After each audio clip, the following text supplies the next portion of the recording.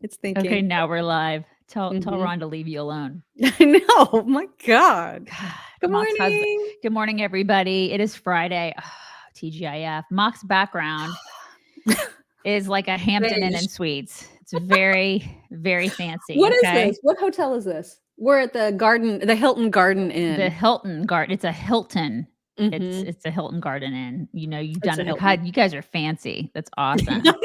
I can assure you. Because I bet you there's a free that we are breakfast. not. You got to hurry up and get done so you can get that free breakfast, that continental breakfast. I'm not a fan of the Continentals. They probably have I waffles. think they might have a hot breakfast here, actually. They usually do. And that's, Yeah. I always get the hotels with the free breakfast because I'm cheap. But you got to get like the waffle in the shape of South Carolina. They usually have, at least they have those in Really? Texas. They have they got waffles in the shape of Texas. Maybe it's just a Texas thing. I get so excited about that. It's the little things, Mock. The little things. You guys, you got to make sure that you check out our deep dive tomorrow. It's dropping. And especially for, some people in our demo, you may not understand some of these young whippersnappers in your life, the Gen Zers and the Gen Alphas. They talk really funny, these kids. It's a whole other language. Yeah. Whole other language. So we did a deep dive with our producer, Valen, who is a young whippersnapper herself. And we learned all sorts of new words and lingo. I can guarantee that right now Valen is currently, because I'm sure she's watching and she's probably like looking up what the hell is a whippersnapper.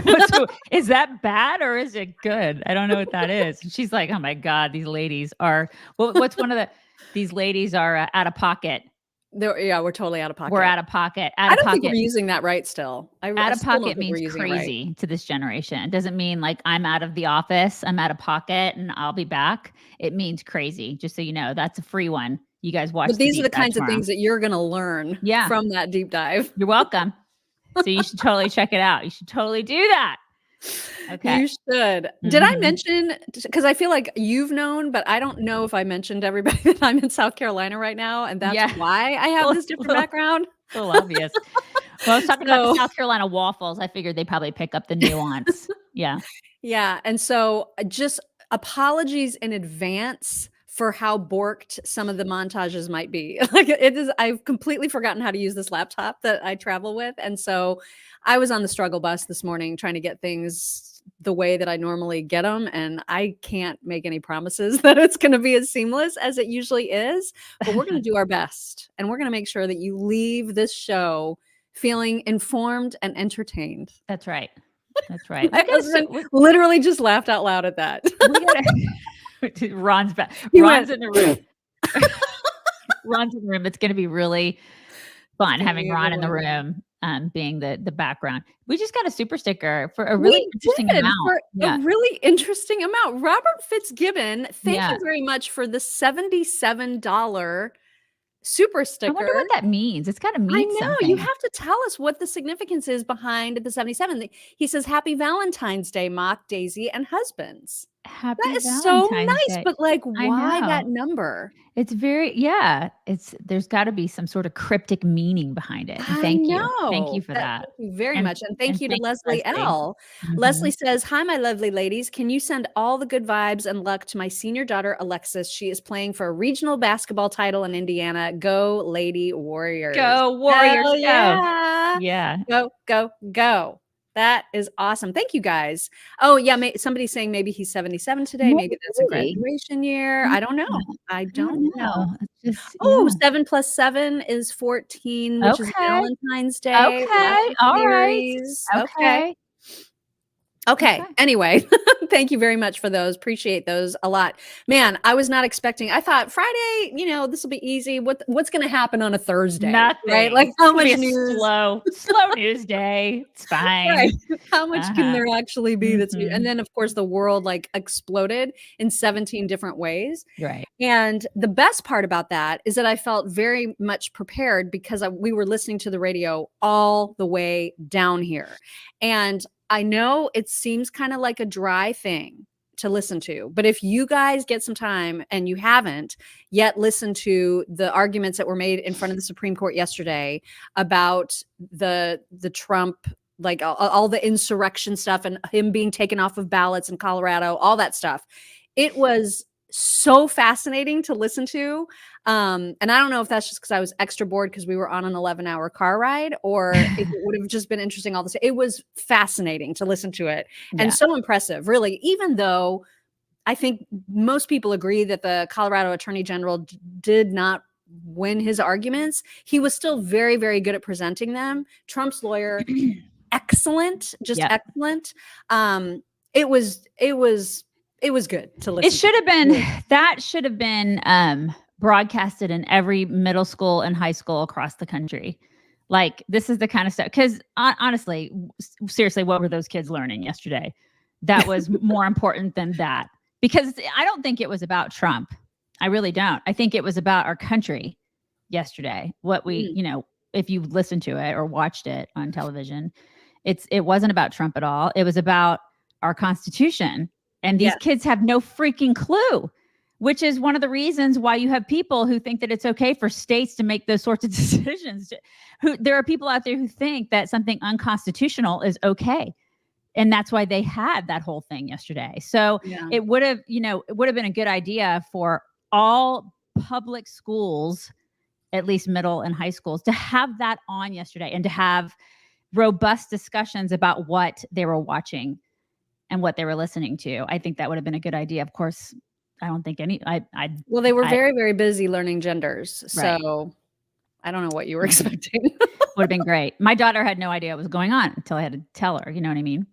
So anyway, would have been great. Yeah, and it was great that it was aired. The entire thing was aired. I thought that was amazing. So we're going to get into some of the, you know, we got a couple sound bites. Obviously it was, I don't know, 2-3 hours maybe of Q&A. And so it was well worth a listen to the whole thing, but we've got a couple of highlights. But before we get to that, I just wanted to show a couple of headline stories that caught my eye yesterday as we were on the drive. First of which is that Meta has suspended oh shoot, it went too fast. See, this is the kind of stuff I'm telling you I'm going to do badly today. We will be fine. It's fine. So Meta suspended the Iranian supreme leader on Instagram for repeated violations of its, quote, dangerous organizations and individuals policy, because he constantly talks about wiping Israel off the map and death to America. And that is, I know this will come as a surprise to everyone, that is actually frowned upon on Instagram. And so finally, they decided to take steps to suspend his account. Did they terminate it? No. He might be back. But at least for now, it has been suspended. So yeah, but listen, if you show a nipple, bye. Right. I mean, it's like or a meme that is unflattering to Biden. Yes, you cannot. You're out of there. Right. And then the other headline is that Fauci has a book coming out. I know you're going to be running out to get it. Just running. So yeah, he's going to be trying to cash in even more. You know, he wasn't satisfied just taking our tax dollars. He wants to cash in even more on his fame from the pandemic. So he's releasing his memoirs in June. I think it's like the 18th of June that it comes out. If you want to mark your calendar. I'm so mad. I'm so mad that it's Penguin Random House. Those are the people who. Is it? Yeah, it's Random House. That's who published our book. Ah, geez. How far they've fallen. Yeah. Yeah, for real. Just so disappointing. Anyway, I know you guys will be running out to get that. Somebody asked why my head is so big. I mean, that's a really good question. It's a personal question. It's an excellent question.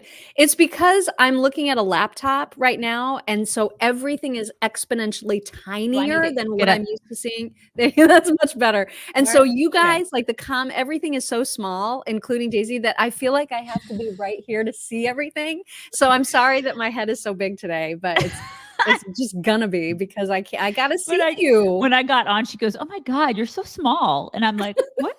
She couldn't. She's on a tiny laptop today, you guys. Itty bitty laptop. You guys, Daisy's going to show you this, but I know we've talked to you all about the new Gen 90 amazing wrinkle treatment from Genucel. This is their newest and most amazing and high tech and generations ahead of all other skincare companies' wrinkle treatment product. So this stuff is amazing, and it's included in the most popular package, which right now it's over 70% off for Valentine's Day. This is a great Valentine's Day gift for yourself or for another person in your life, man or woman, because men worry about wrinkles too. And there's no reason to go spend money on pulling and injecting and doing all kinds of things to your face. Don't do that. True. You should just use Genucel. Their products are Mhm. amazing, Yeah. especially the Gen 90. So you can check it out. Just visit genucel.com/chicks, and you can save big today, and that will be included in the most popular package. So take advantage, and happy Valentine's Day from Genucel. Those are some amazing discounts. Thank you so much, Laura Kate Baker. Laura Kate says, correct, Daisy. That was a good teaching opportunity. Love you all. Happy Friday. Thank you so much. Thank you. And Stuart the Brit, thank you. Stuart says, I've never been informed or entertained. Stuart, that is mean. That's really mean, Stuart. Stuart the Brit. Come on now. Or maybe he's saying, okay, I'm going to show it to you. Because, I'm very, very bad at deciphering Stuart the Brit's messages. I've never been informed. Entertained? That means he's never been informed by us. But he's been entertained by us. I'm still insulted. Okay. Yeah, I'm still a little insulted. Still a little insulted by that, Stuart the Brit. It's not very nice. Yeah. Oh my gosh. All right, let's get into some news. First of all, and we will get to the Tucker stuff. No worries there. We will also get to Joe Biden's dementia, because that's, of course, the biggest story of the day for so many reasons. But before we do that, let's talk about the Supreme Court Q&A that happened a little bit more. There was two moments that stood out. Well, gosh, there were so many more than just two, but these are the two that I chose for today's show in case you guys haven't seen it all. The biggest talk really is that it was the liberal justices who were asking the most pointed and direct and contrary questions to the Colorado Attorney General. So, it wasn't the usual suspects, although they were, of course, involved too. I mean, and Neil Gorsuch's voice, I could listen to him forever. Like, he's got such a good radio voice. Yeah, he's very soothing. Mm-hmm. Yeah, it's very, very, it's such a nice voice to listen to. Yeah. But it wasn't, it wasn't him and Clarence Thomas, although they were obviously involved in the questioning and had great questions too. But Ketanji Brown Jackson, the fact that she was super concerned about democracy, right? I was like, what is happening? So they all should be. They all should be concerned about it. Yeah. But usually I just was surprised to see her get so back and forth with the Colorado side. So here's a little bit of that exchange. A distinction between ballot access and anything else. Understood. But the more broad point I want to make is that what is very clear from the history is that the framers were concerned about charismatic rebels who might rise through the ranks up to and including the presidency of the United States. But then why didn't they put the word president in the very enumerated list in Section 3? The thing that really is troubling to me is I totally understand your argument, but they were listing people that were barred, and president is not there. And so I guess that just makes me worry that maybe they weren't focusing on the president. And, for example, the fact that electors of vice president and president are there suggests that really what they thought was, if we're worried about the charismatic person, we're going to bar insurrectionist electors, and therefore that person is never going to rise. This came up in the debates in Congress over Section 3, where Reverdy Johnson said, why haven't you included president and vice president in the language? And Senator Morrill responds, we have. Look at the language, any office under the United States. Yes, but doesn't that at least suggest ambiguity? And this sort of ties into Justice Kavanaugh's point. In other words, we had a person right there at the time saying what I'm saying. The language here doesn't seem to include president. Why is that? And so if there's an ambiguity, why would we construe it to, as Justice Kavanaugh pointed out, against democracy? Well, Reverdy Johnson. It's a great question. Right? Mm-hmm. Yeah. That was extraordinary. It really was. Yeah. I mean, because she probably hates Trump. Yeah, but I mean, this was such a good insight into like how they work through these kinds of decisions and how thoughtful they are about it, and how I get, and I know this is their job, and so I shouldn't be like, oh my God, I'm like so blown away by how they do their actual job, but I am blown away that in front of the Supreme Court justices, both of the attorneys, and Trump's was excellent, there's no hesitation when they're asked these pointed questions about like, what did the framers want? What did they say about this? What other case law is there to support this argument?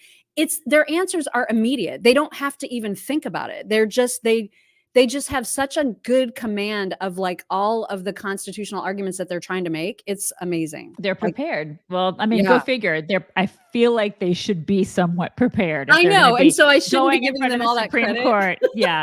And then we talked about before when we were doing pre-show, we were like, I wonder how much they charge an hour. I know. And I was guessing low because my husband asked me that too. And I was like, it's got to be what, like $1,000 an hour? Oh my He's God. like, it's way more than that. It's got to be more than that. I mean, these get like, God. it's insane. Probably what these people make. Yeah.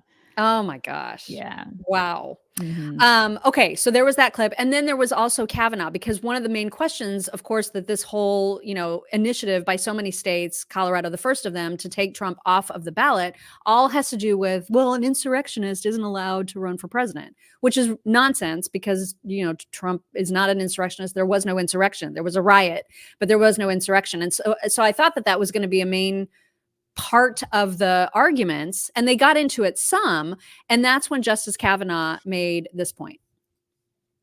He had the opportunity to call witnesses remotely. He didn't use all of his time at trial. There was ample process here, and this is how ballot access determinations in election cases are decided all the time. Okay. Second question. Some of the rhetoric of your position, I don't think it is your position, but some of the rhetoric of your position seems to suggest unless the states can do this, no one can prevent insurrectionists from holding federal office.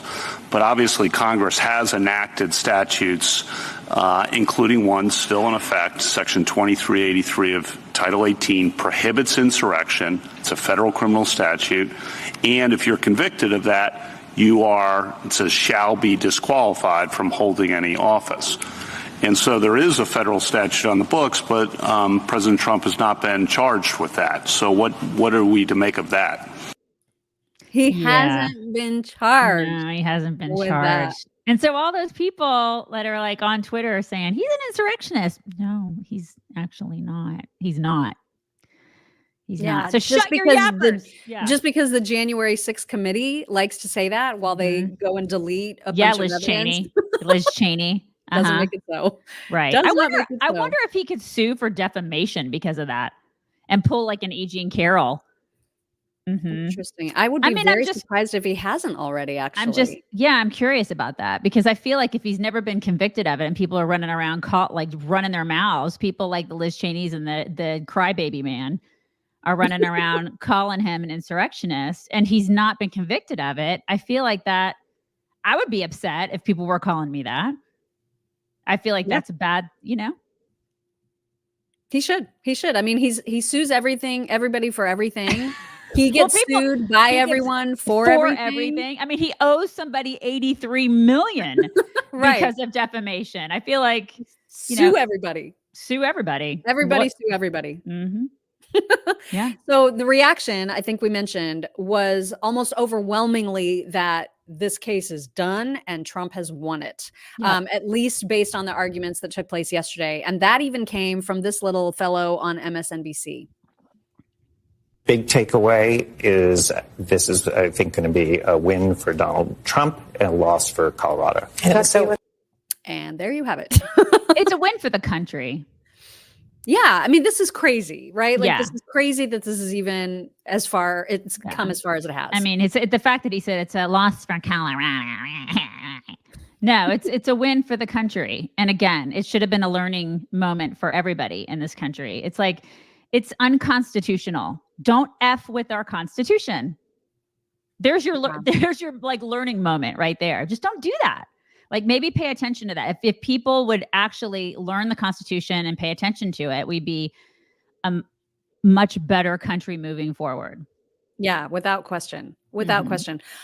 You said that you had a story to tell about Teddy Mooshbear. Oh, yes. And I would very much like to hear that story because it has to do with co-defense. He spends a lot of time outdoors. We're trying to make him more of an indoor dog, but like we'll let him go out and just sit and we have to monitor him. And I saw him yesterday. He was doing something with his ear. And I was like, what is going on with his ear? So I brought him inside and his ear was all red and irritated. I don't know why. And he's got little ears. They're not like the big flappy ears, like big, like Danes. And so I put some of this stuff in his ear. Is that the preventative powder? Yes. and he was like, "What are you putting in my ear?" You know, but it helped, you guys. I mean, literally within like 3 or 4 hours, he had stopped doing all the scratching and itching, and the redness was gone. It's pretty amazing stuff. I mean, we haven't had to use this a lot on our dogs. The shampoo and then the paste, we've used a lot of that kind of stuff. And then the toe bean stuff, we've used that. But our dogs usually don't have a lot of ear problems. I'm afraid he's going to be the dog that has the ear problems. And this stuff is magical. It really is. And Maisie, and when you do use it preventatively, because Maisie is so prone to ear infections, and she's so like, she chews her paws. She's done all those things in the past, and we have tried all the expensive, like just even going to the vet is expensive. Just having the visit with the vet is expensive. But then when they start doing all the treatments and they start prescribing you the longer term Apoquel, like all that stuff is utterly unnecessary most of the time, because this coat defense stuff works like magic. So if you use it either defensively when your dog already has maybe skin problems or itchiness or whatever, or if you use it offensively and proactively and sprinkle it on their coat daily and just kind of rub it in or brush it in, you'll be amazed at the difference. And it's all natural stuff. There's no toxic nonsense in it. And they do stuff for dogs, cats, horses, and even people. There are shampoos, conditioners, deodorants for people too. So you can check out their entire product line at coatdefense.com. And when you use promo code CHICKS, when you check out, you will save 15% off of your entire order. So stock up and make sure that your dogs' paws and their ears and their skin and all of their things are nice and healthy. That's what Coat Defense will do. Happy dogs. Happy dogs. Okay, let's get into what else happened yesterday, which was that the special counsel that was looking into the classified documents as it pertains to Biden's case came out with a big old report all about Biden, which I think like the second line of which said something like, hey, Joe Biden willfully and basically recklessly kept classified documents in boxes in his garage.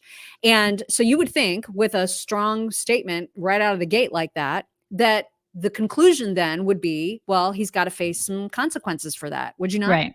Yeah, no. Totally. Yeah. Yeah. He's not going to face any. And then he also is incompetent to stand trial. This is what they, it's the, okay, if he's not competent to stand trial, why does he have the nuke codes?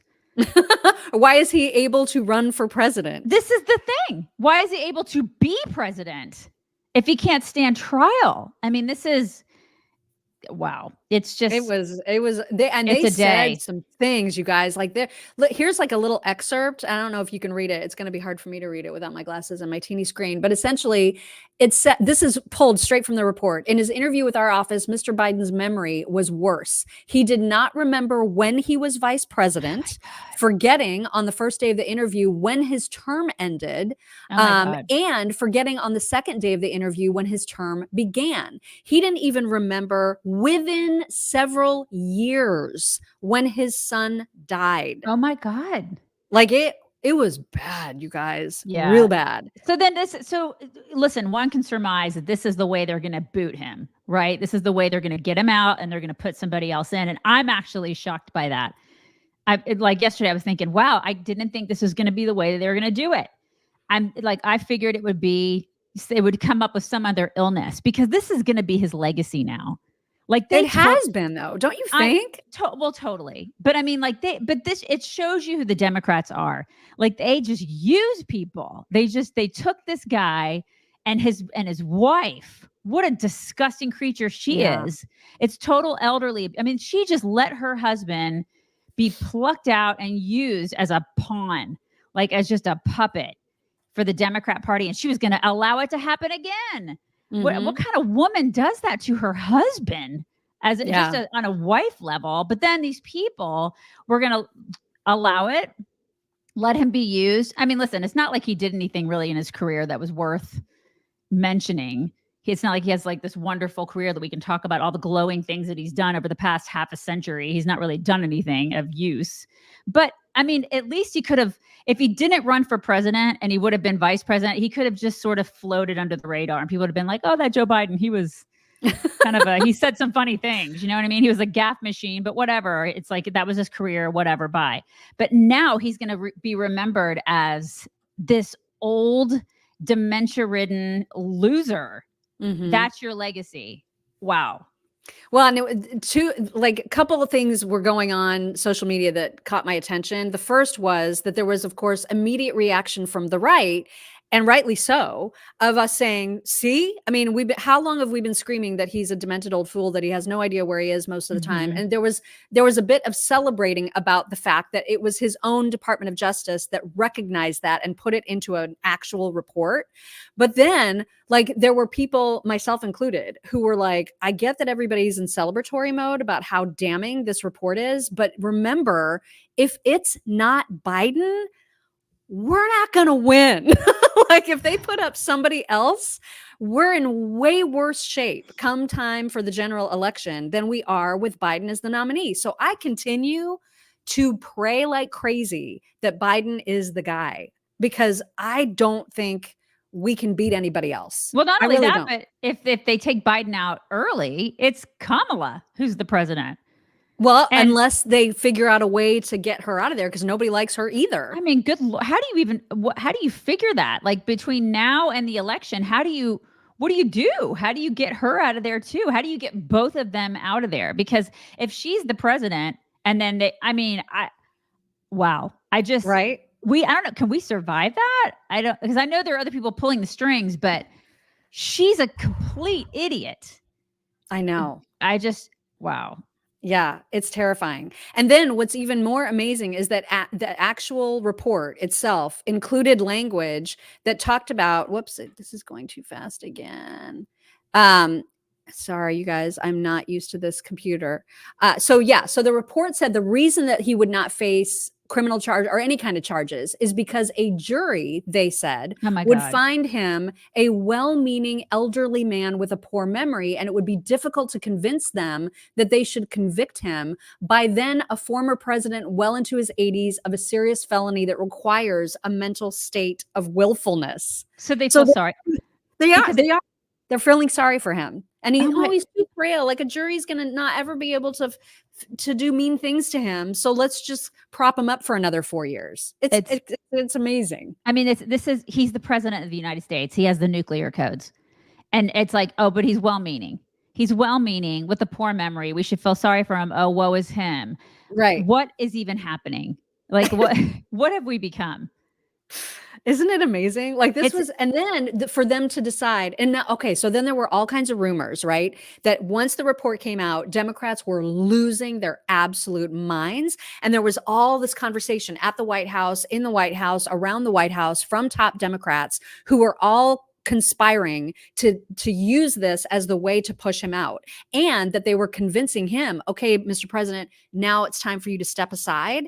And so in the midst of all those rumors, apparently Joe Biden, and this is all, of course, these are rumors, but Joe Biden decided, he got angry, and he was like, no, I want to have a press conference to show that I'm completely in control of my faculties, which is why he ended up having this press conference, which ended up being a complete disaster. Total disaster. Oh my God. Such a disaster. But Democrats are defending it and saying, no, he looks super strong, and look at how forcefully he's defending his record. And I'm like, did we see the same press conference? What's happening?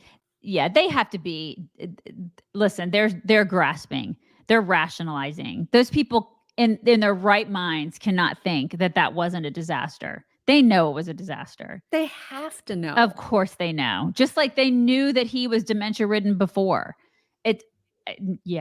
There's just no way. There's no way in their right minds that they think that this guy has all the sandwiches at his picnic. There's no way.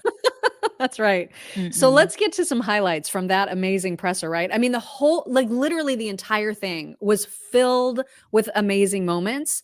So we've got several to share, but not obviously all of it. So if you missed out on this presser, like, please go back and watch it, because it was amazing. And right out of the gate, he wants to defend and get mad about the fact that the special counsel's report included an actual sentence in there, and you saw it, that he couldn't remember when his son died. And I'm sorry, but that's a fact. Like, he was asked about the date of his son's death. He could not recall it. So he can get mad about that within years. Within years. Yeah. And so he can get mad about that all he wants, but that's the truth. And so it's amazing to me that he is angry about that. Like, of all the things, I think he's relieved that there's not going to be criminal charges, and he should be. And that should send a huge message to everybody about how lopsided the justice system is. Like, if you still can't see it, what the hell is wrong with you? Like, how you're as demented as he is. But the fact that he's mad about something that is factual was just, it was wild to watch him defend it. Wild. So you will see. Frankly, when I was asked the question, I thought to myself, wasn't any of their damn business. Let me tell you something.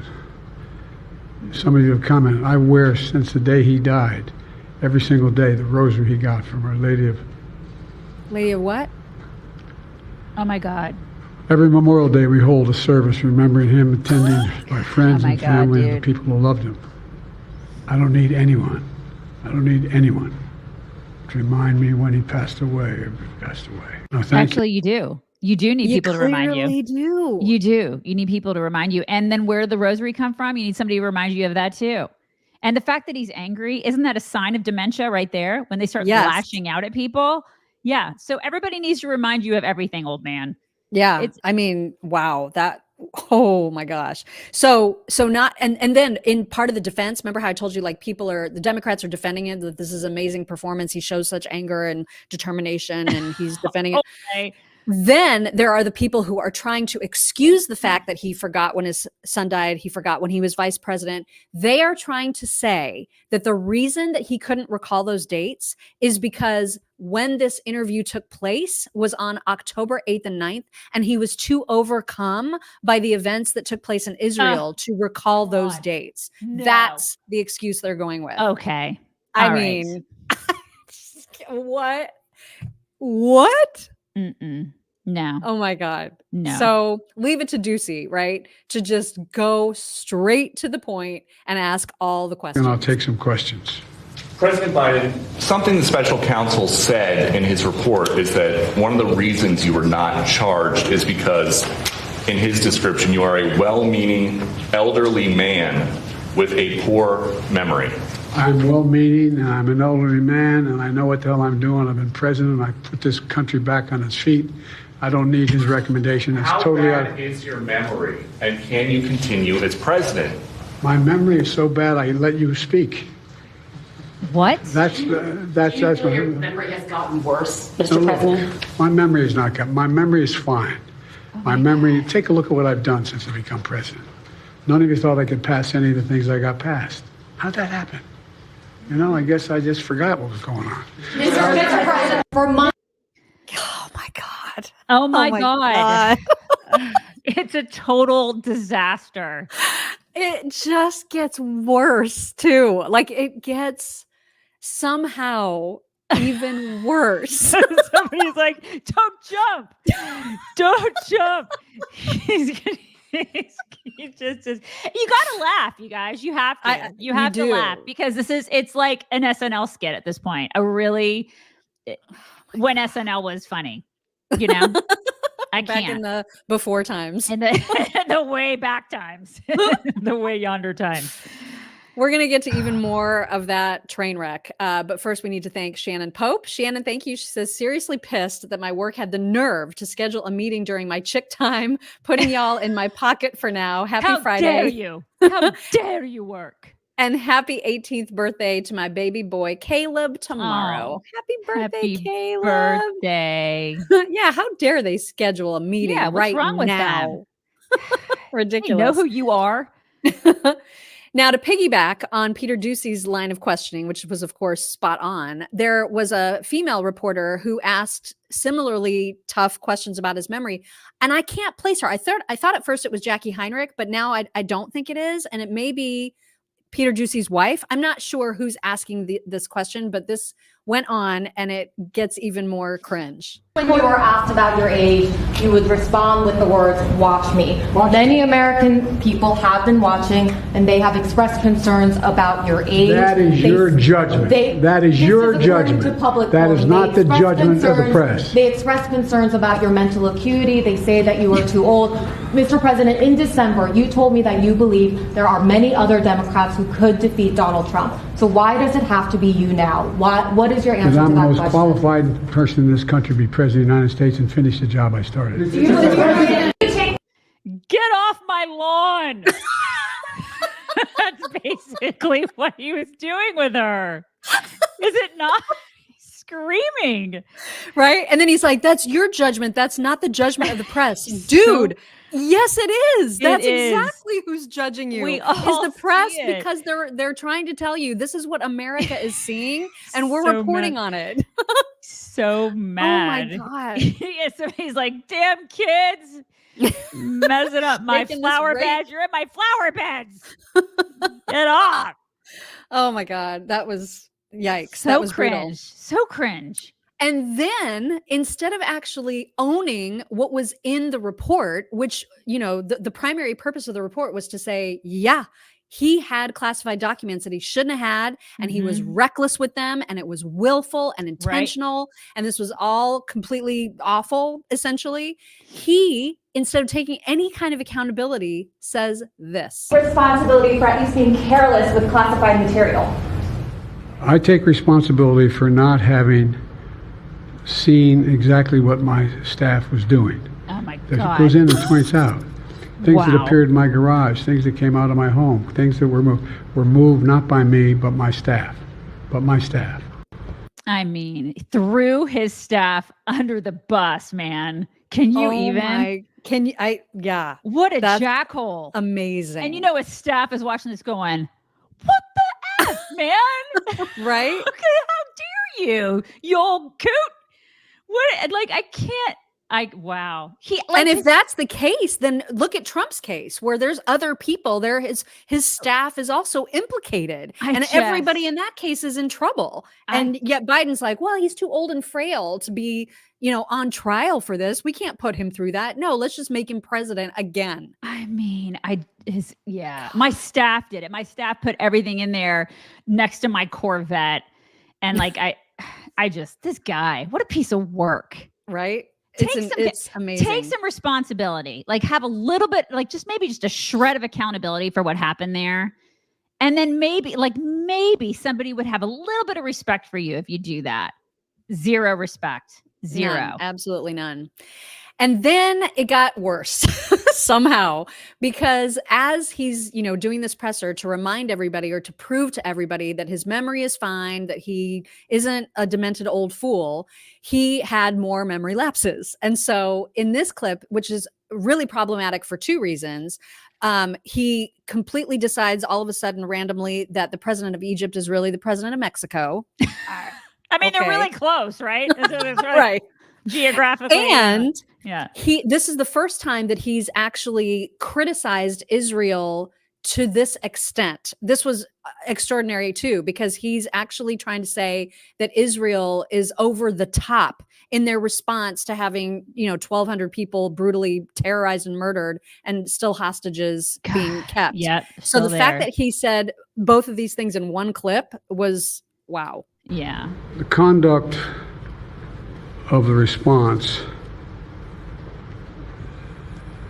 in Gaza, in the Gaza Strip, has been over the top. Oh my God. I think that,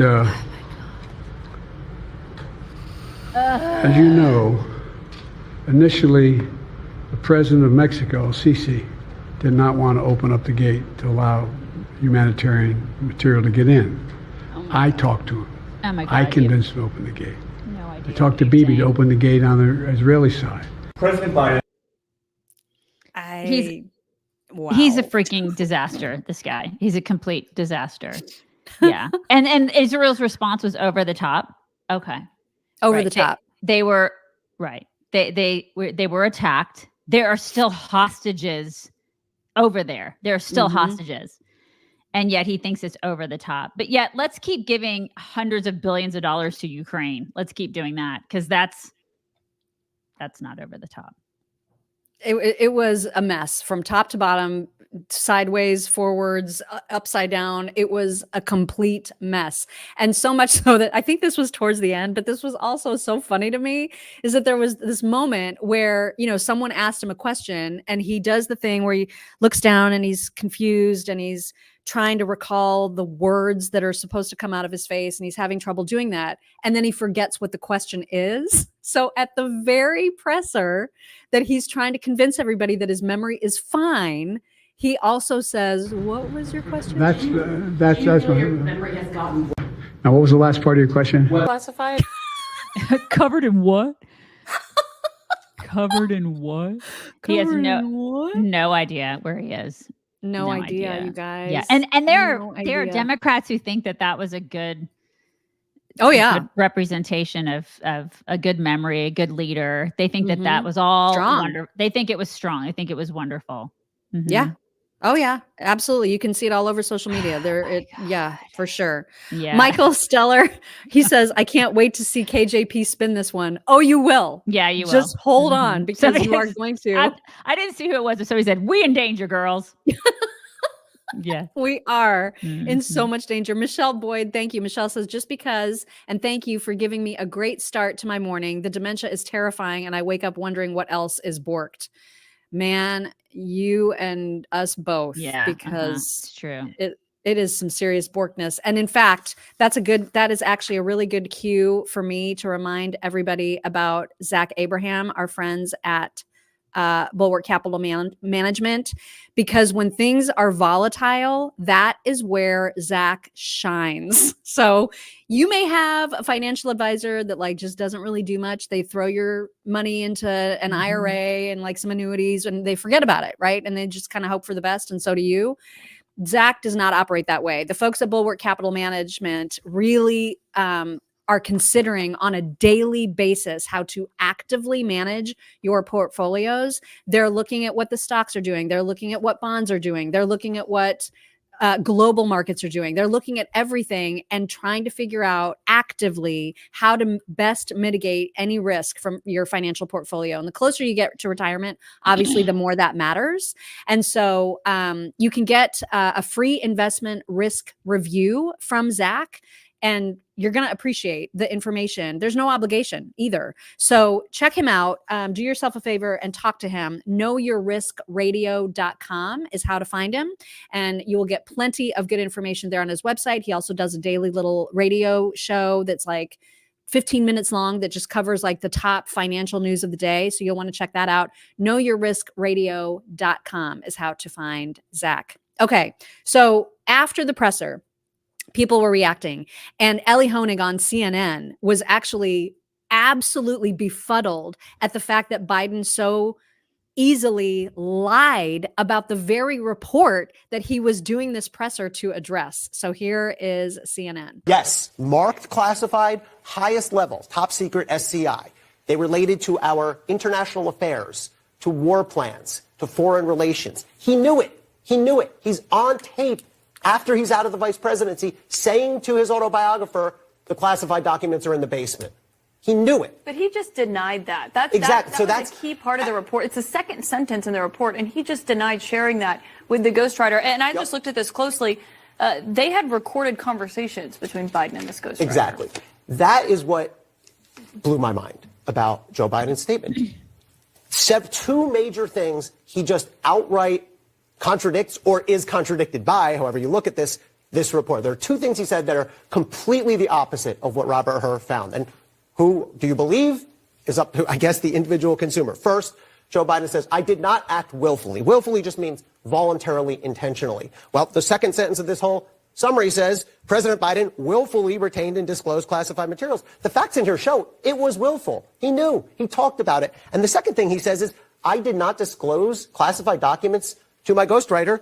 Page 3 says that he did that. It says, Mr. Biden shared information, including some classified information from those notebooks with his ghostwriter. What is the What surprises me is that these people are surprised that he lies. Yeah.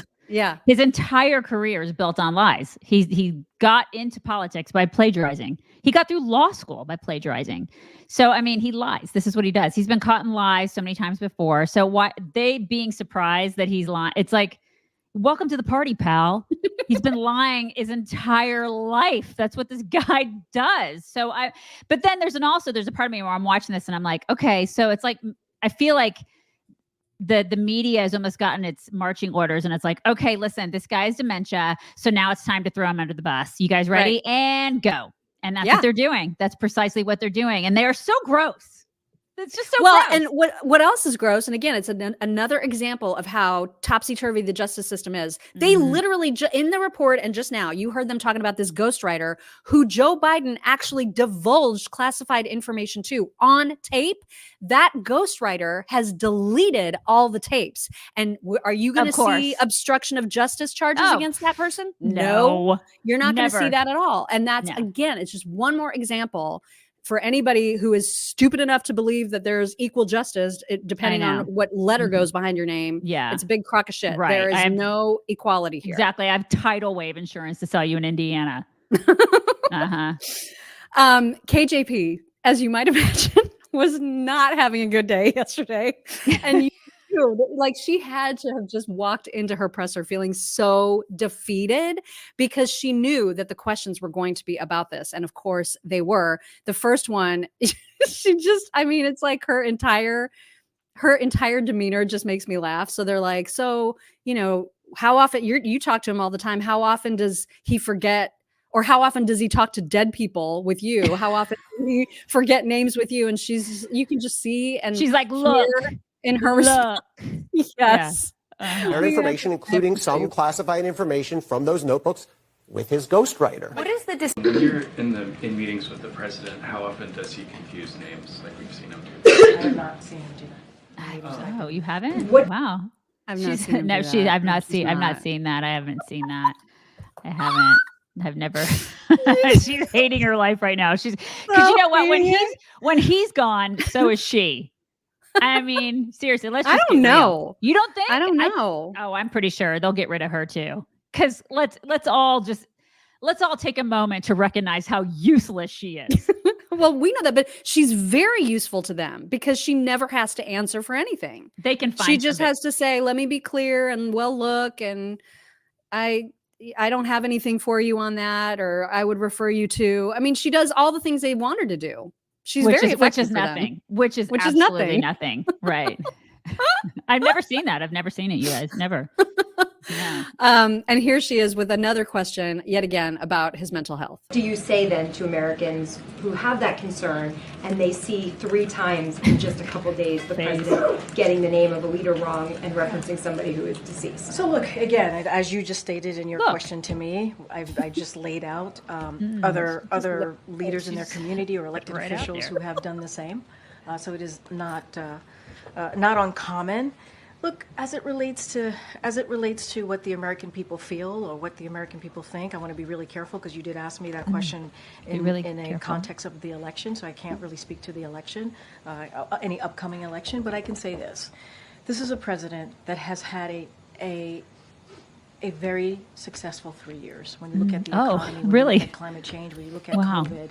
All the crises that he had to deal with when he walked into this administration. That was done by someone who has experience, understands relationship on the other side of Pennsylvania, understands what it means to bring 2 sides together.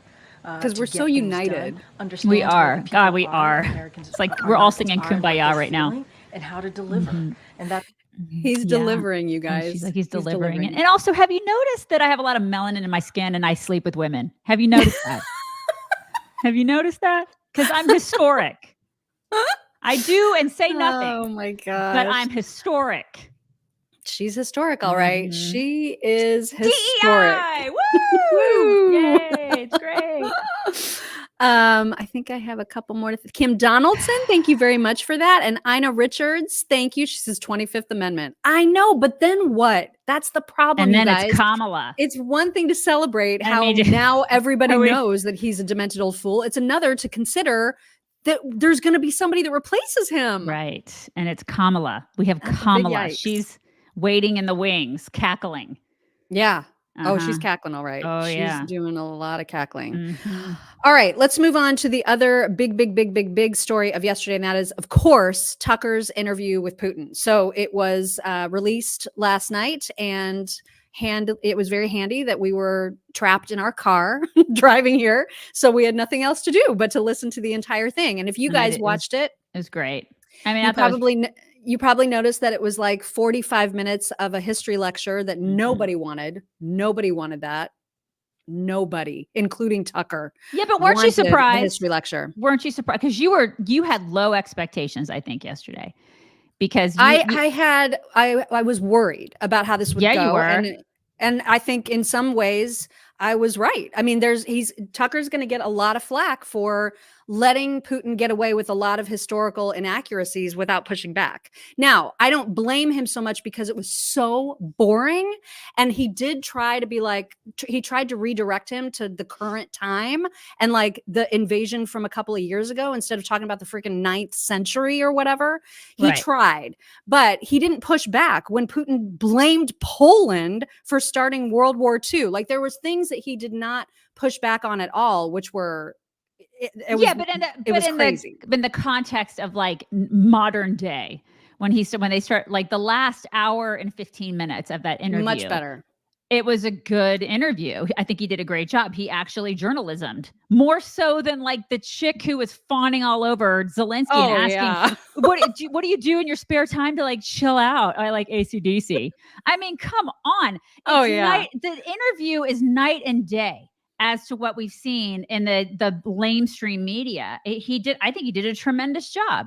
He exceeded my expectations for sure, especially when it came to the question about the journalist. And totally, there was a lot of things he did really, really, really, really well. And there were some, I think, some pretty good moments in there. Like we'll play them. Yeah, we've got a couple, and we've got actually several clips to play of Tucker reacting to his own interview immediately afterwards and just kind of giving a rundown of like how he felt after and like what his takeaways were, which are really interesting. So first we'll hear this warning from John Kirby, which of course I think did the exact opposite of what he was hoping. I think John Kirby and the rest of the White House and most Democrats just wanted this to go away and for people not to pay any attention to it. However, 80 million people in a half day watched it on Twitter alone.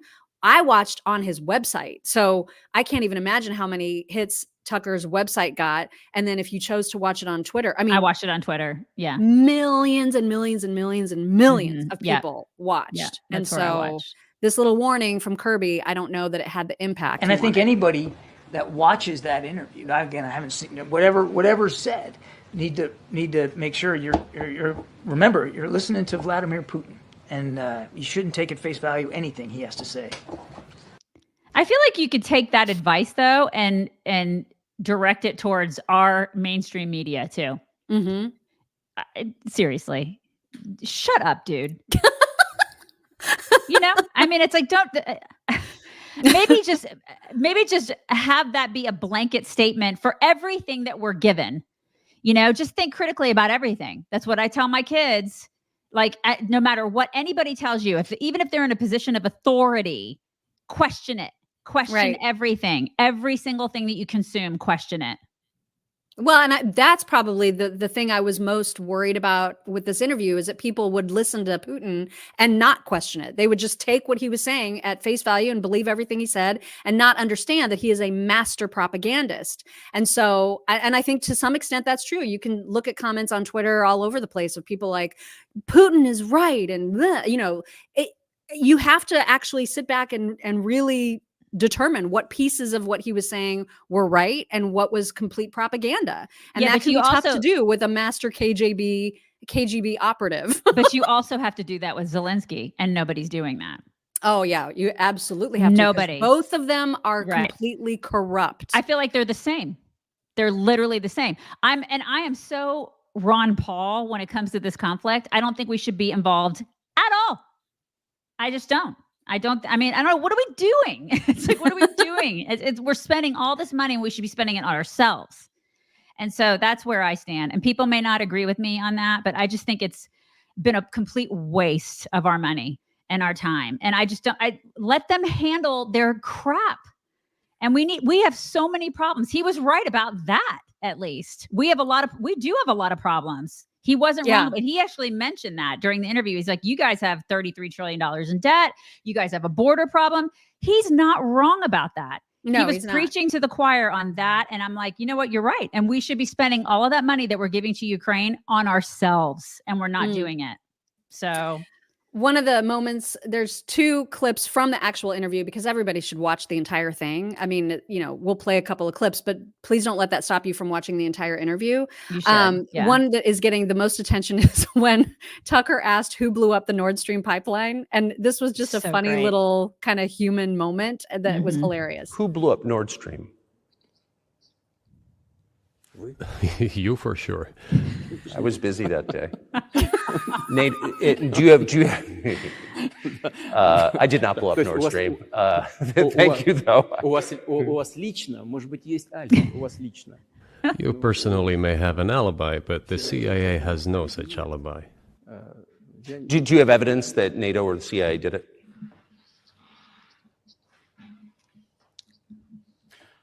Знаете, You know, I won't get into details, but people always say in such cases, look for someone who is interested.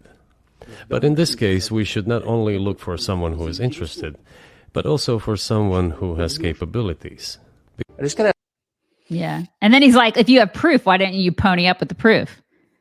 And then his answer to that, and I'm paraphrasing, of course, because I'm not freaking Putin, but he's like, because I have to talk like this. But he's like, he goes, the thing is if I did bring forth the proof, it's like I don't have the propaganda capabilities that America does, which I thought was really kind of interesting. Yeah, I thought that was kind of interesting. Really? It was an interesting answer. I was like, really? I don't know about that, So I mean, because just give us the proof. Yeah. What was remarkable, and the last person who's going to compliment Putin is me. But I will say it's striking to see the difference in just clarity and ability to sit through a 2.5-hour interview, and not get tired or forget things or be like Joe. You know what I mean? And how old is he? I don't even know how old he is. I don't know. I'll look that up. Look that up. And then while you do that, I'm going to play the other clip I was so proud of Tucker for really, really hammering home. He's 71. 71. Okay. 71. So, I mean, he's a decade younger than Biden, but still. It's remarkable. Yeah, it is remarkable. Yeah. So the other moment was when Tucker pressed him on these journalists that are in captivity, essentially in Russia, and he basically it was such an incredible thing where he said, "Why don't you just show that you're a decent person and let us take him back with us?" Which I was like, "Oh my God, he's actually doing this!" And he pushed, and it was awesome. One last question, and that's about Evan Gershkovich, who's the Wall Street Journal reporter. He's 32.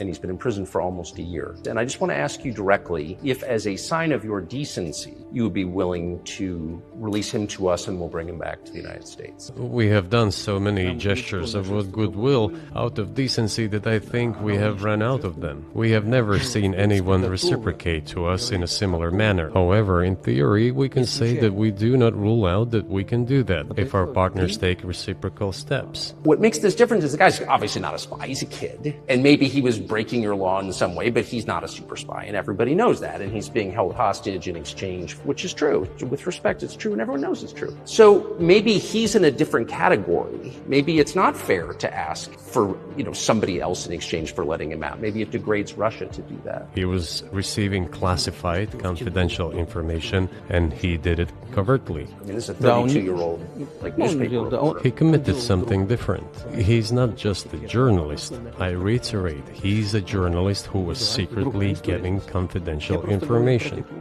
I do not rule out that the person you refer to, Mr. Gershkovich, may return to his motherland. By the end of the day, it does not make any sense to keep him in prison in Russia. I hope you let him out. I'm glad that amazing. Yeah, it was amazing. God. And let's hope that he does. Let's hope that he is let out. And that's the thing, is that shines a light on the crap that how awful he is. You know what I mean? And so, but like, that was a part of the interview. You're like, okay, so they're having like kind of friendly banter, which, listen, the first 45 minutes, he was a total dick. And then they were both so mad at each other. They were so mad at each other. And then like after that first 45 minutes, because he just was like, I want to give you a history lesson. I'm like, dude, this is so boring. I don't want to lecture, but he insisted on it. And he was just so, I'm going to be in charge. You're not in charge. And he just wanted to establish dominance. It was just so irritating. And it was a cat and mouse game, that first 45. And then after that, it's, they sort of had a rapport going, like you could see it a little bit. And then in that moment with the journalist moment, I was just like, yeah, this guy, you remembered who he was. Yeah. Yeah. In that moment, you remembered. But he was also, it was just so interesting the way that Tucker got him on that, because he obviously, his whole point in doing this was to make himself look good. Right. And he was caught in that moment because Tucker was calling to him to be decent, and he knew that he couldn't look like a stone cold killer, but he also didn't want to give the guy over. And so that was a really fascinating moment to watch. Sure was. It sure was. Yeah. So then immediately after, they shuffle Tucker off to like another room where he's waiting for his car to come. And that's when he starts to download. And there's a guard or like some guy that you can see milling in the background. But this is when Tucker starts to sort of download how he feels after the interview, what his takeaways are. So here is the first part of that. Finished our interview with Vladimir Putin. We're in an ante room in the Kremlin. Waiting for our car to come, having a cup of coffee. I'm sitting here with the folder, kind of old-fashioned, I haven't even opened it yet, of documents that Putin gave me. I've got my nighttime reading. That was quite an interview. It began in a way I didn't expect at all. I'm still thinking it through. This just happened, so my thoughts are inchoate. But I asked him, of course, the obvious question, which is, why did you move against Ukraine 2 years ago, February 2022? And he had said that he felt a physical threat from NATO within Ukraine, and he was worried they were going to bring nuclear weapons into Ukraine, et cetera, et cetera. So I asked him about that. He launched into, well, you'll see it, but an extremely detailed history going back to the 9th century of the formation of Russia, from the tribes into a nation, and Ukraine's part in that, and the Rus, and I was annoyed, and I thought, look, first of all, I'm American, so I asked you a specific question, I want a specific answer, let's go. And he wouldn't, and so I pushed him, and he got annoyed, and I was annoyed, and I thought he was filibustering, and maybe he was to some extent, but I concluded after watching all this, no, that was his answer, or that was the predicate to his answer. The history of the area and the formation of his country and the connection to Ukraine is like the basis or part of the basis for his Ukraine policy. So it was really interesting. Got much more interesting once I realized what this was, which is a window into how he thinks about the region. So that's the first part of his post-interview analysis. That dude in the background was like hovering. Yeah, he was hovering. Yeah, I know. There was some hovering. And then he was back in his hotel room, still kind of downloading to everybody like what his takeaways are. And so there's two clips that you'll see. This first part is that he's saying Putin is hurt, that he believes Putin genuinely has hurt feelings about the West rejecting the country of Russia. Not someone who does a lot of interviews. Well, really any interviews. He's done an interview in almost 4 years. He's not good at explaining himself, I didn't think. He's smart. There's no question about that. But he's clearly spending a lot of time in a world where he doesn't have to explain himself. So I'm sort of piecing, that's one of the reasons I'm having trouble thinking about the interview as a whole, because he didn't sort of lay out his case very coherently, though if you listen carefully, and we were there for a long time talking to him, a couple of things rose to the surface. One, he's very wounded, and I suggest this, but of course he denied it, but it's obvious. He's very wounded by the rejection of the West. The United States doesn't like Russia. The U.S. government doesn't like Russia.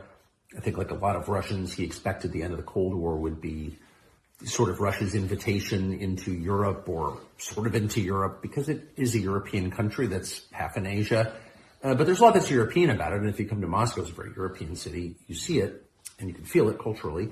And the West rejected Russia. And maybe, I'm not even taking sides in this. Maybe there were good reasons. I don't know what they would be, but in any case, the West was determined not to be allied with Russia. That's very obvious. That's the whole point of NATO, I guess, is to contain Russia. And Putin is wounded by this. He's very upset about it. His eyes flashed when we talked about that, as we did, for probably over an hour. I love how do I phrase this? I love how Tucker is with people. Like he's so insightful into the people. And he's so curious. He's genuinely curious about people. Yeah, I think that's it. I think that's what it is, Mock. He is very genuine and sincere when he is talking to people. He wants to know about people, whether it's a world leader, or, somebody like a Putin or whoever that is, somebody who's of importance, or if it's somebody that is not important. You can tell he genuinely is curious about people and how they tick. And I like that about him because that makes him a better interviewer. Mm-hmm. I think that, and it was very interesting.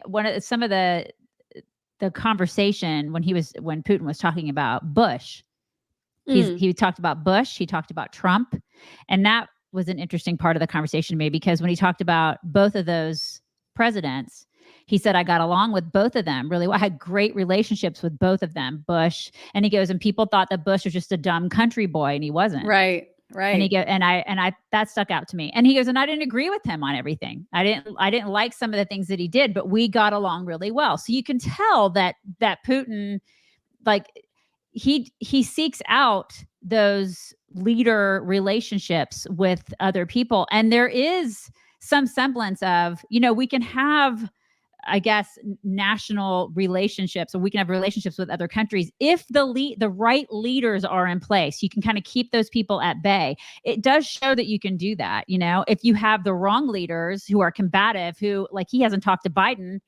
at all in years. He hasn't talked. There's been no communication with him whatsoever. So people will be like, "Oh, Trump just wants to be. He's a Russian." He's like I don't know, he wants to be BFFs with Russia. It's not about being BFFs with Russia. It's not about being BFFs with North Korea. It's not about that. It's about just having diplomacy with people and establishing relationships and then keeping them at bay. You know what I mean? And there are certain people who can do that. And Bush could do it and Trump could do it, obviously, because he said so. Yeah. Yeah, because I was surprised. I mean, that there's been absolutely zero contact with this White House. That's amazing. Yeah, actually. it's bad. It's really bad. Tucker also, and this is the last clip, and then we'll move on to more hilarious things because we got to get to Sonny Hostin, which is just my favorite story of the day. Tucker also believes that Putin genuinely wants peace. Now, I don't know about that, and you can listen to the whole thing and get your own takeaway from that. But here is Tucker's. The second thing I would say, which I thought was kind of really striking, is that he was willing to admit that he wants a peace deal in Ukraine, and sort of give it away and just sort of say that out loud. He said it a couple of different times. Again, maybe he's lying in ways I didn't perceive, but he kept saying it. And I don't know why he would say it if he didn't mean it.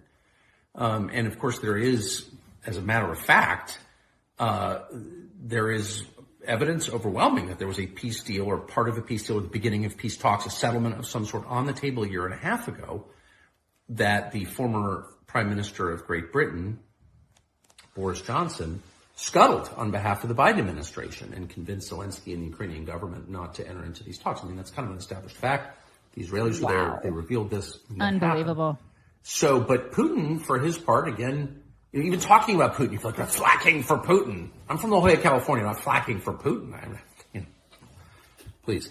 I'm just trying to assess this rationally. Anyway.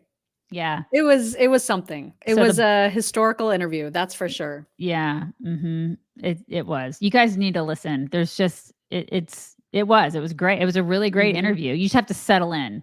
Yeah, settle in. Get past the first 45 minutes and then it gets better. I promise. Yes. That first 45 minutes, you're like, oh my God, this is the worst lecture ever. And then after the first 45 minutes, you're like, okay, I'm in it. Now I'm in it to win it. Let's see what we can, we can Mhm. gain from this interview. And you do. It's a great interview. Yeah. Robin Zecca, thank you. Robin says Kamala is measuring for curtains. She probably is. You know she's loving this. God, and cackling. Teresa Raimundo, thank you. Teresa says, what I remember, ex-admiral, is that I'm listening to you and I think you're a traitor to this nation. I despise that you were ever associated with my Navy. She's talking about John Kirby. I think this goes back to John Kirby. I was like, who is she referring to? Yeah, I think it's Kirby. I'm like, I wasn't in the Navy. I don't know. And Christy Addington, thank you. Christy says KJP realizes she's been duped, used as a pawn as much as Walter Biden has. My friends and I refer to him as Walter. I don't know. I think she's just she knows how bad he is. So it's not that she's been duped this whole time. Her job is to cover for him and she's going to do it no matter what. And just like everybody else in this administration, once you serve your time, you do a little bit of time. If they pluck you out and put you it's like she's going to have a cush job and a pension no matter what she does now. So she's set for life, just like a lot of these jackholes. She's done. That's all she has to do. And, good for her, I guess. We'll be paying for her like forever now. Exactly. Yay us. All right, let's move on to some more lighthearted things. We should warn everybody there's not going to be double Ds or talks today because I only have one screen. We're just not going to do those things today. Maybe we'll get a flap. Hopefully we'll get a flap. I don't know. Maybe. We at least give Friday flaps. Yeah, if we end early enough. But just a warning. Yeah. And we still have some stories to get to. So it's not like we're wrapping early. It's just that we're not going to have those components in today's show. Just FYI. Sunny Hostin. Very much a proponent, always has been, of reparations. And she likes to throw her race around as much as possible. She likes to talk about race. She likes to talk about how racist everybody is. And she did one of those like, who am I? That dude that does the genealogy stuff. Yes, that's the word I was looking for. The genealogy stuff with all the celebrities. So apparently he really, really, really wanted to explore Sunny's background. And she finally decided, yes, we're going to do this. And she discovered that she comes from a long line of slave owners. Very inconvenient for her. Yeah. And she's not, and she always thought she was Puerto Rican. Right. And so she's been like, oh, I'm Puerto Rican. And no, you're not. You're actually from Spain and your family's slaveholder. So couple clips to share about that. The first is the moment that she finds out, like, this is actually the genealogy show or whatever that show. I don't even remember the name of the show. It's like, I don't either. I like forget, is it finding your roots? Finding your roots. Okay. All right. Like that. Yeah. Yeah. So here's the moment she finds out that she comes from slave owners. Oh. I'm a little bit in shock. I just always thought of myself as Puerto Rican, half Puerto Rican. I didn't think I was, my family was originally from Spain and slaveholders. Yeah. So how are you feeling, my friend? I think it's actually pretty interesting that my husband and I have shared roots. Yeah. So I do appreciate that. And I think it's great for our children to know this information. I guess it's a fact of life that this is how some people made their living, on the backs of others. Interesting. So she goes from reparations to, this is just a fact of life, and how this is part of history. Isn't that interesting how she just flip-flopped in that moment? Well, except that she didn't, because even still after this, she's all about reparations. Now, how in the world those would work given her example?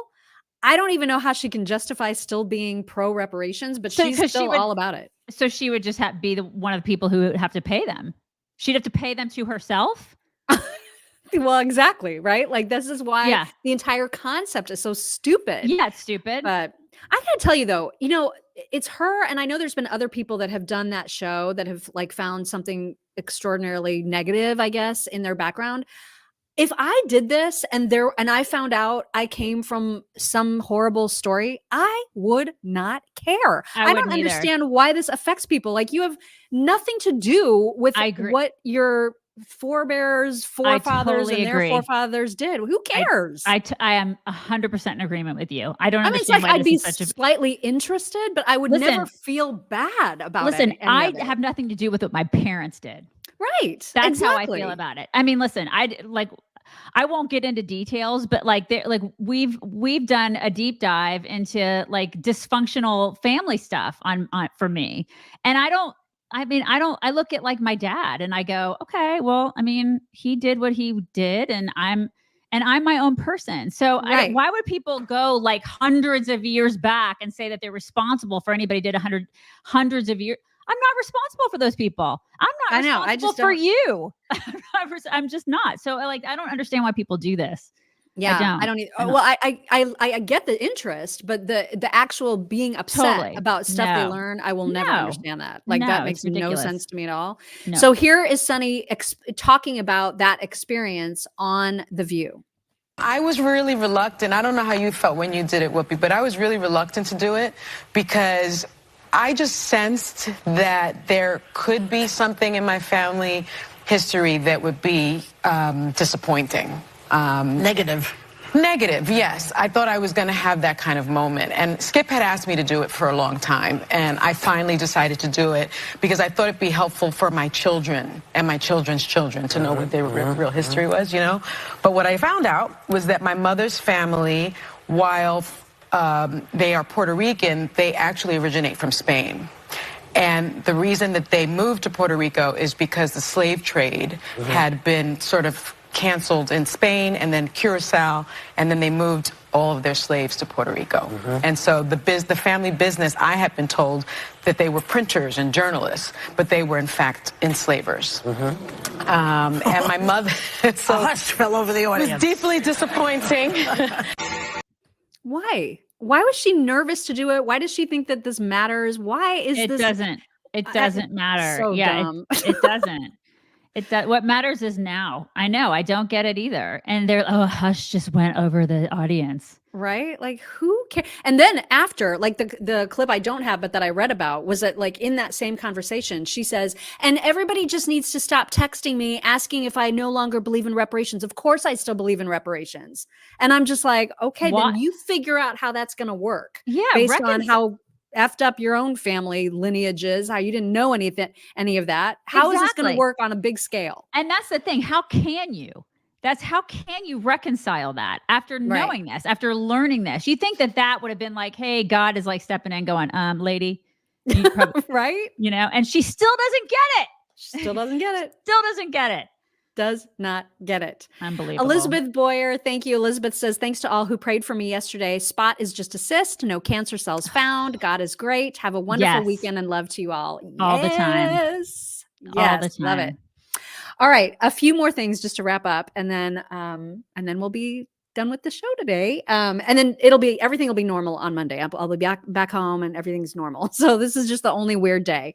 But I don't know when this clip is from. I saw this floating around on social media yesterday. It's of Kamala saying, it's very short. It's of her saying the weirdest thing ever and then doing the maniacal laugh. And if anybody has context for this and knows either when it was from or what the hell she was talking about, you tell me, because I don't know why we're talking about coconut trees.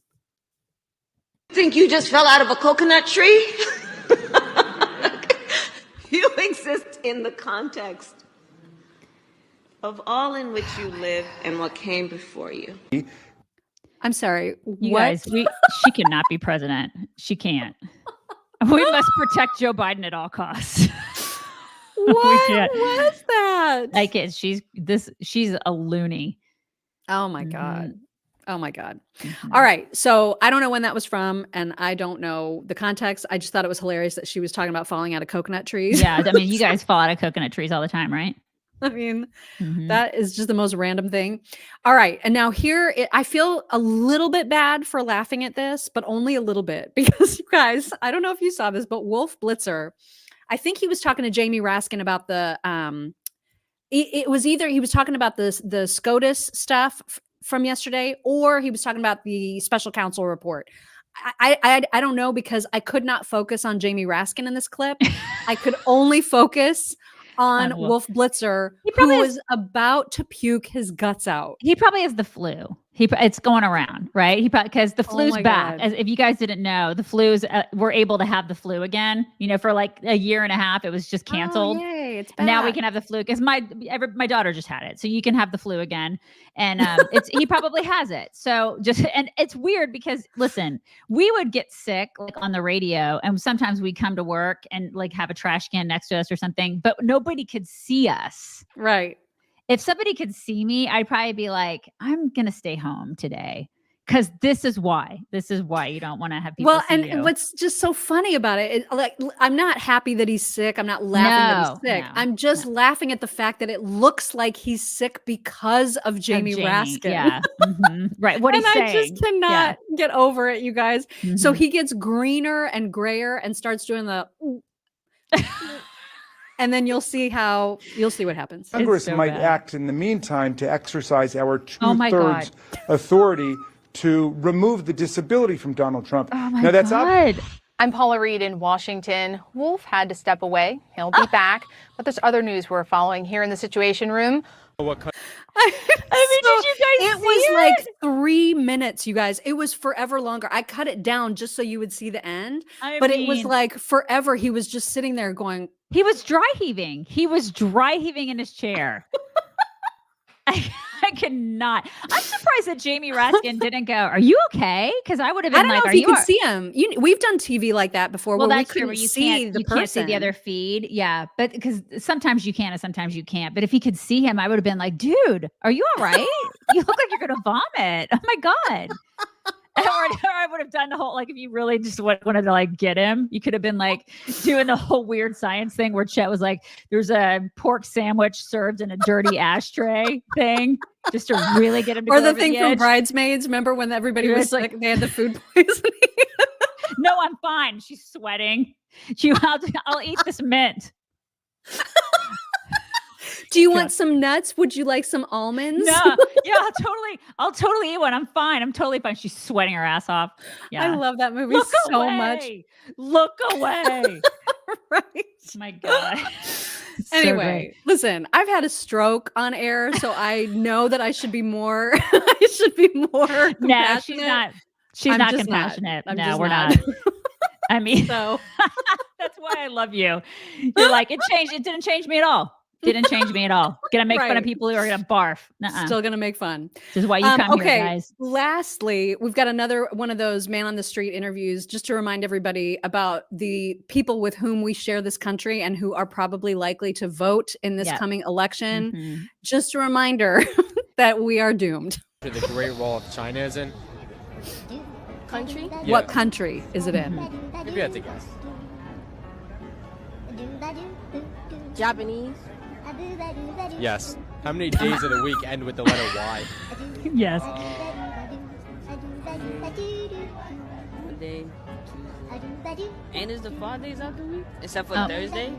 Do you know what two countries border the USA? No. Like what's on top of us and what's below us? Isn't the North Pole below us? Oh my God, I can't. Yeah. And what else? What is above us? Is it Europe? Because Is that your guess? yes, that's my guess. Yes. You just guessed? That's insane. If you have a job and you make $10,000 a month and you work for an entire year, then how much money did you make at the end? Okay, ask me that again.